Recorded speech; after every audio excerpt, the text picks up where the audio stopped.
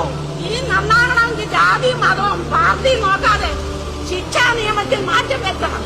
ശിക്ഷാ നിയമത്തിൽ മാറ്റം വരുത്തിയില്ലെങ്കിൽ മുടിഞ്ഞു കയറണം. ഇത് ശരിയല്ല. എന്റെ മോനാന്ന് ഞാൻ സഹിക്കൂല. എന്റെ മോനാന്ന് ഞാൻ സഹിക്കൂല. ഞാൻ ഇവിടുത്തെ ടീച്ചറായിരുന്നു. ഞാൻ ഇവിടുത്തെ പെൻഷൻ പറ്റിയ ടീച്ചറാ. ഞാൻ പ്രതികരിക്കാൻ തന്നെ വന്നതാണ്. എനിക്ക് സഹിക്കുന്നില്ല. ടിവിയുടെ മുന്നേ ഇരുന്നിട്ട് എന്തുവാ ടി വി കാണുന്ന മുഴുവനും എന്തൊരു സങ്കടമാ കാണുന്നേ. ടീച്ചർമാരെ ശരിയായ രീതിയിൽ പരിശീലിപ്പിക്കുക, രക്ഷിതാക്കളെ ശരിയായ രീതിയിൽ കൗൺസിലിംഗ് കൊടുക്കുക, ശിക്ഷാ നിയമത്തിൽ മാറ്റം വരുത്തുക. ഗൾഫിലൊക്കെ നടത്തുന്നവരാണ് ശിക്ഷ ഇവിടെ വരണം. എന്നാലും അതെ കൈ വെട്ടണം, കാല് വെട്ടണം, അതിനൊക്കത്തില്ല ഇവിടെ. ഇത് ശരിയല്ല ചെയ്തത്. എന്റെ കുഞ്ഞാമ്മയെ സഹിക്കുവോ? എന്റെ കുഞ്ഞാമ്മയെ സഹിക്കുവോ? എനിക്ക് താമരശ്ശേരി പോകുമ്പോഴാണ്. അല്ലെ ഞാൻ പോയില്ല താമരശ്ശേരി. ഒരു 10ാം ക്ലാസ് പഠിക്കുന്ന കുട്ടിയെ നശിപ്പിച്ചിട്ടേ എന്ത് മര്യാദയാണ് കാണിച്ചിരിക്കുന്നേ? എന്ത് മര്യാദ? ഇതൊന്നും സഹിക്കാൻ പറ്റുന്ന കാര്യമല്ല.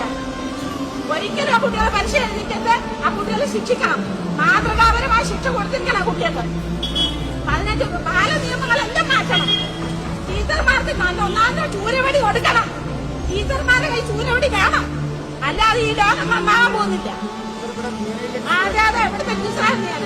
അർഹതപ്പെട്ടവർക്ക് അടി കൊടുത്ത് തന്നെ വളർത്തണം. രക്ഷിതാക്കൾക്ക് ശിക്ഷിക്കാൻ പറ്റത്തില്ല. തെറ്റാണ്.